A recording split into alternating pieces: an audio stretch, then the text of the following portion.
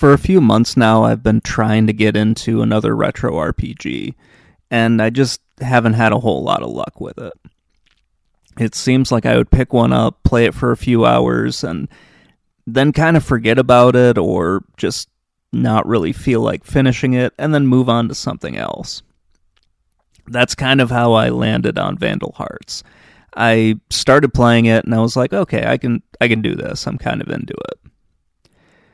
I kind of remember playing this game back in the 90s, but I'm not really sure if I rented it or if I had bought it at some point. I just know that I don't think I made it very far, and I don't really remember too much about the game beyond its genre.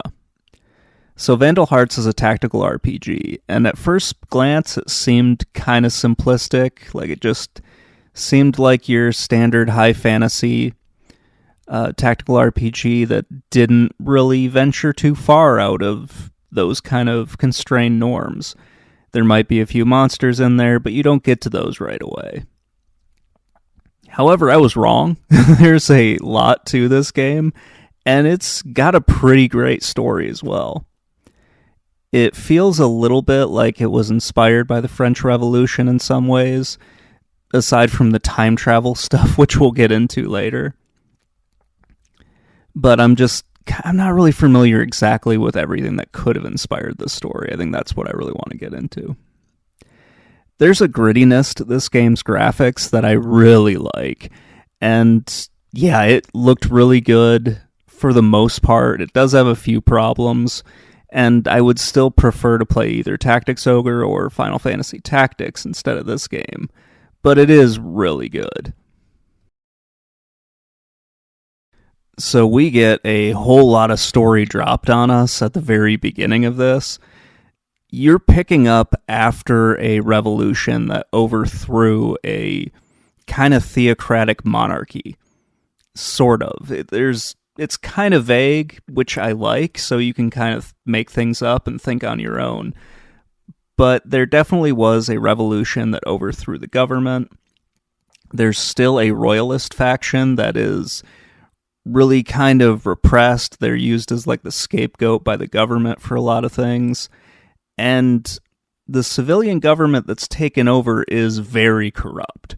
So that's kind of why I thought it was like the French Revolution, especially with the beginning part with the terror and everything. When you just have a bunch of people being killed, there's not really a lot of law and order or anything like that. And the military is kind of looked at as being above a lot of what's going on. So there's a lot of tension going on between two groups, like the Self-Defense Force, which your main character is a part of, and the regular army, specifically the Anti-Terrorism Squad, which kind of acts like a presidential guard and everything like that. I'll get into that weirdness later, but they're like the elite forces, and they're the ones that seem to be better equipped than your soldiers. There's more of them, and they're used to just massacre rioters, because there are a lot of riots going on, both in the royalist sections and probably elsewhere in the country, but you don't really get into that until later in the game. Your character gets used in a plot in order to have this guy named Hell gain power. So this politician named Dolph comes to you and says, hey, I've got a secret mission. You go to this island to figure out what happened to this kind of prestigious general that's out there. It turns out he found this item called the Power Stone, and it's kind of taken possession of him. You're able to right that problem, but then Hell and Dolph show up. They say, oh, this guy, he was starting a coup, so we need to take him out. And it's revealed like very quickly Hell and Dolph are working together. They're the bad guys. And you got used in this plot in order to grab power. Then you go into a weird time portal type thing that sucks you into another dimension. 3 years pass, and you find out, when you eventually get back, that Hell is now the Emperor, and Dolph is kind of like his right-hand man, or something like that. and your goal is to defeat both of them and sort of restore order or something like that, even though there was no order in this world to begin with. This sends you on a quest to grab this ring that has been... So this ancient relic that's a ring that is used with the Power Stone to release the Flames of Judgment. Things get weird in this, I'm sorry. You end up obviously not finishing everything, because you trade the ring to save somebody, because of course that's what happens.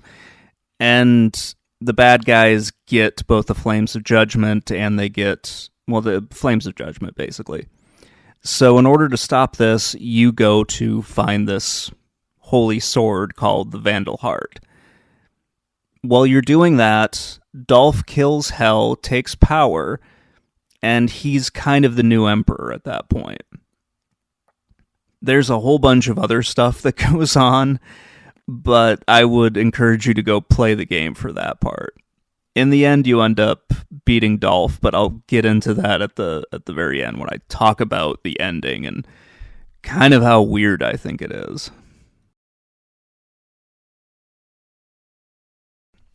So depending on your name for this subgenre, it is either a tactical RPG or a strategy RPG. I don't know what the difference is. I'm sure someone can let me know in the comments. Either way, this one uses an isometric angle that you can switch around using the L and R buttons. It helps a lot when you do that, just because you can figure out where enemies are and it's easier to line up that way. You can also zoom in and out using the LNR stuff, but I didn't really try that too much. Unlike Tactics Ogre and Fire Emblem, there's no permadeath in this. So if you lose one of your party members during battle, which you will, they don't stay dead. They just retreat, and then you're able to pick them up later on, or they show up at the beginning of the next battle. I kind of like this a little bit more. It removes a lot of like the tension and the worry of losing a character, at least for a long period of time. It gives you a lot of leeway. If you make a mistake, you don't lose somebody permanently. I like it quite a bit. I didn't notice any revive spells in this, so that was kind of a shame, but I've got other issues with the magic entirely. The mission goals or objectives change for the most part depending on each mission. You might have one where you have to escape to a certain point or move a key character to a certain spot. You might have to keep both your main character and another character alive until the end of the game, or not the end of the mission. Or you might have to destroy a specific target or protect a certain target, whether it's some weird machine that you need to break in order to prevent someone from falling into lava, or you need to protect some magical items so that you can time travel back to the realm that you need to be at. There's a lot of variety in the mission objectives, and I like it quite a bit. Like with Fire Emblem, Tactics Ogre, and Final Fantasy Tactics, you can change your class in this, and it helps out quite a bit. You're able to change a character's class at level 10 and level 20. There's no grinding in this game, so all of those are pretty easy to achieve for the most part, since you level up quite a bit during the battles. I didn't have any issues with reaching level 10 or level 20 or anything like that. It seems like this game just gives away experience points like they're candy.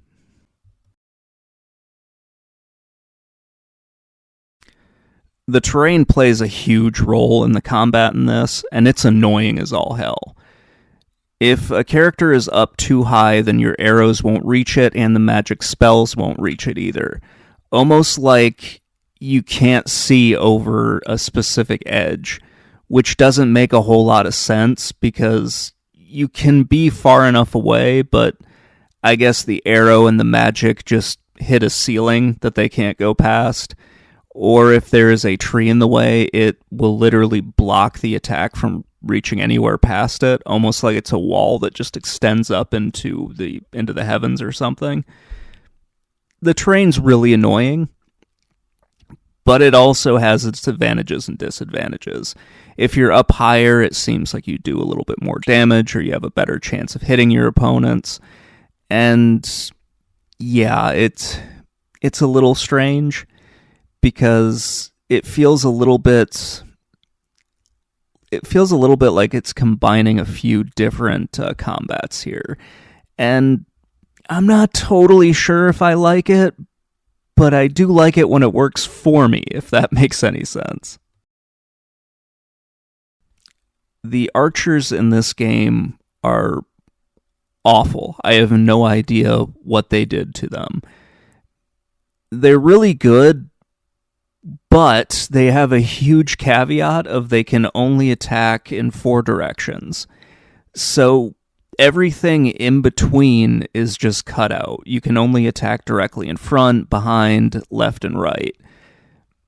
I have no idea why they do this. The magic isn't done this way. The magic allows you to attack in a larger radius to select wherever you want it to go.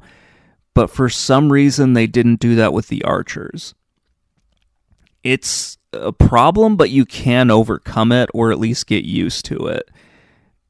I just found it really annoying, and it's really one of the more minor problems that I was complaining about, because there just isn't too much to complain about in this. The magic kind of confused me a little bit at first. You don't have like a magic triangle like you would have with a weapons triangle. The game kind of establishes a weapons triangle, but you can just throw that out the window because it doesn't really matter.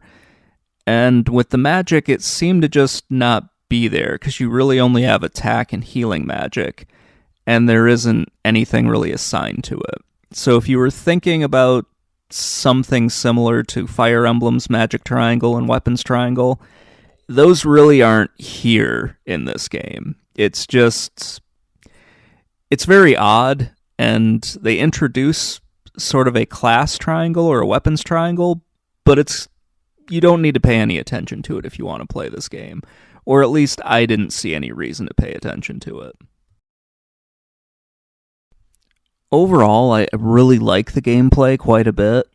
There are no glaring flaws in it to get really upset about or overly complain about. It's just a lot of minor things that you'll learn as you go, and they're just different enough from like Fire Emblem or Shining Force or Tactics Ogre or Final Fantasy Tactics to help the game kind of stand out a little bit, but they don't help it stand out enough.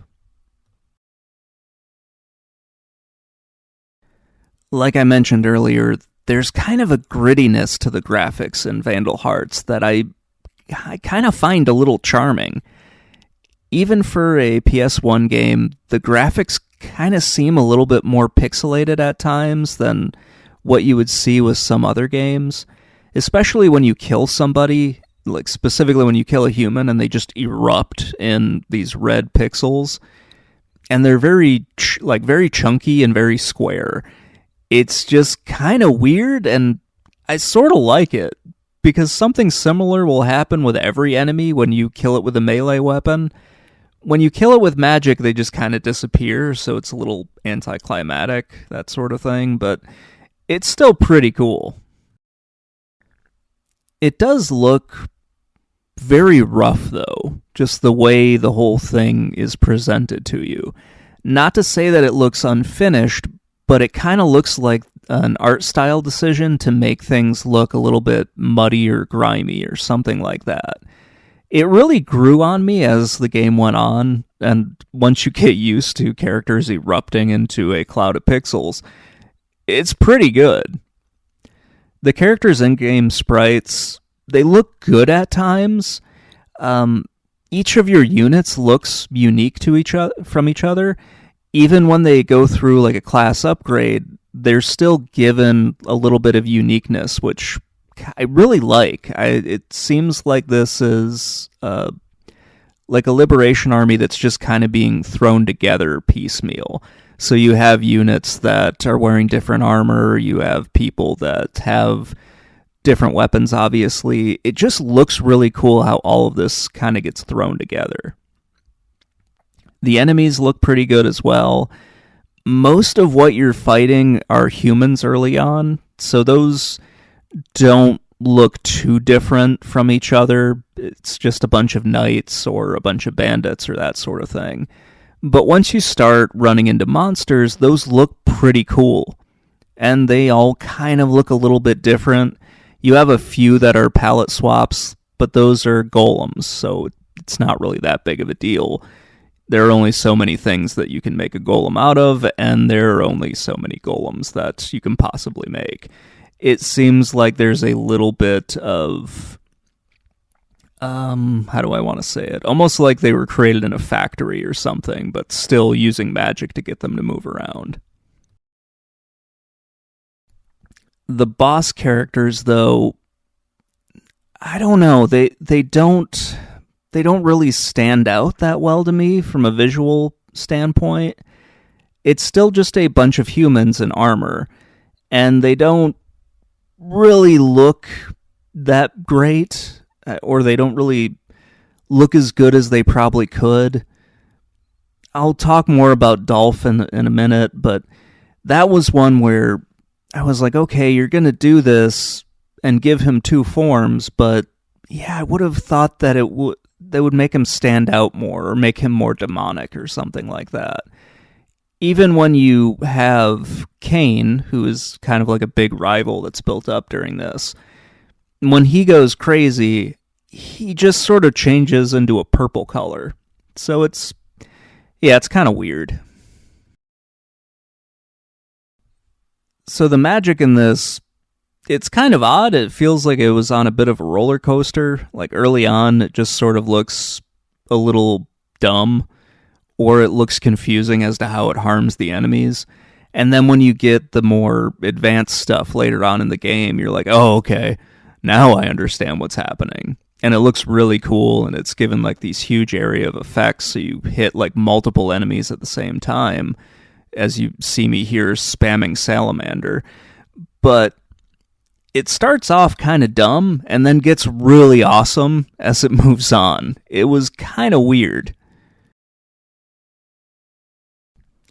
I did notice something with the backgrounds that I found really odd. It's always like just this weird moving image of nothingness that's moving behind all of the battle scenes and everything.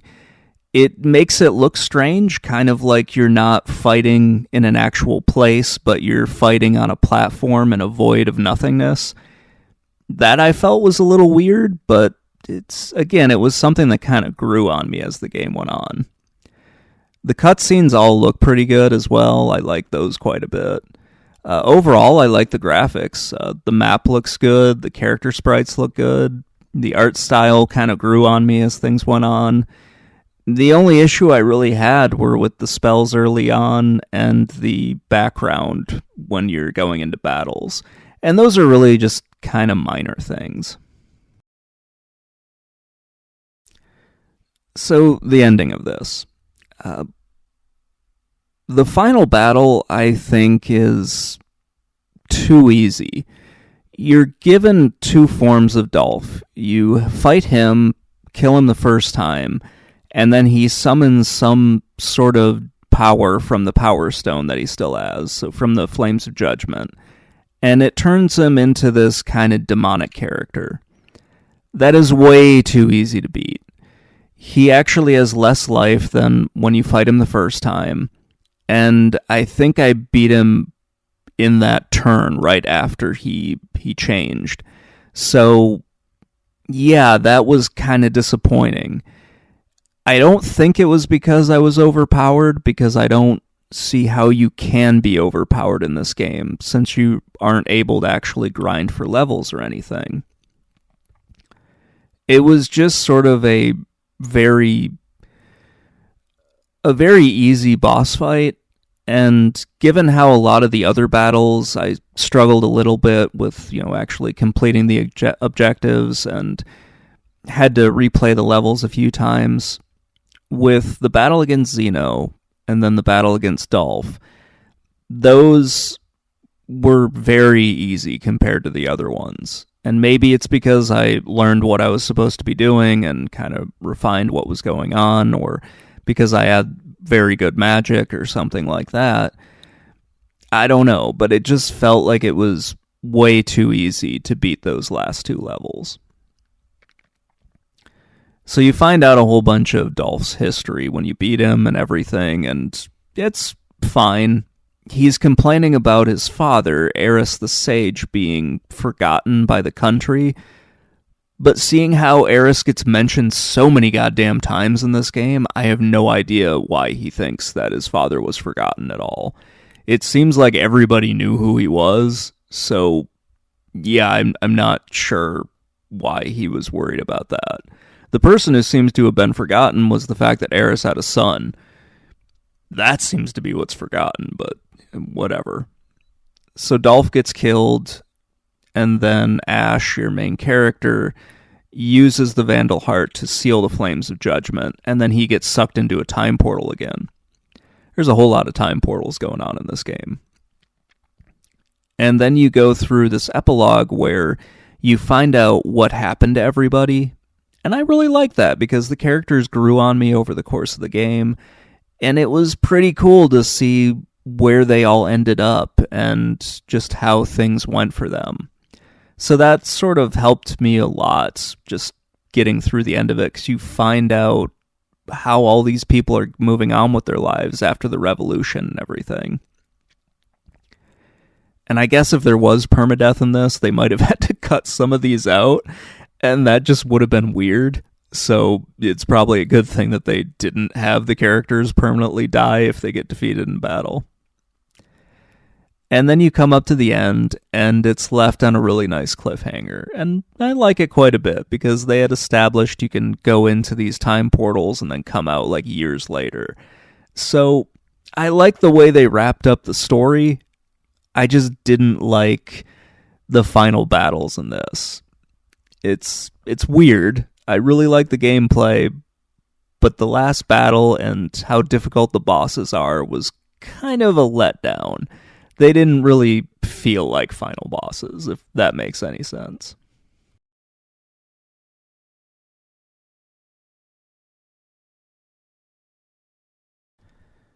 I think Vandal Hearts is an excellent game. The story's really good, the characters are great. I like the graphics. The only issues I have are really with the magic and the archers, and then the background a little bit. There's nothing else really to complain about, and most of my complaints are very minor, and you can pretty much dismiss them if you want to play this game. Vandal Hearts is one of the games that I wish I had given more of a chance to when I was younger. It is similar enough to Tactics Ogre and Final Fantasy Tactics that I would have enjoyed it quite a bit. It has a really good story, and I like the gameplay of these 90s tactical RPGs a lot. It isn't as good as either Tactics Ogre or Final Fantasy Tactics, or at least I don't think it's as good as those games. If you think it's better, that's perfectly fine. I do think it's a lot better than Sayuki The Journey West. That one kind of went too far into the fantasy realm for me, but it's still good, but I think Vandal Hearts is a little bit better. For the most part, the game has a really good conclusion to its story. There were only a few things that I had a problem with, and those were with the battles, and that, fine, you can take that or leave it. It's just getting you to the ending of the story that I think is worthwhile going through if you want to see the conclusion and how all of these characters ended up. It is better than some of the other early tactical RPGs. It does some things with the gameplay that I don't like, but it offers a whole lot of mission objectives that keep you going and offer a lot of variety for what you have to do. So you're not just going in there and it's saying, okay, kill all the enemies, and that's all you need to do. I would recommend this game if you're into tactical RPGs, but for me personally, I think I would rather play Tactics Ogre than this one. Anyway, that's going to wrap things up. Let me know what you think in the comments below, and I will talk to you all later. Bye.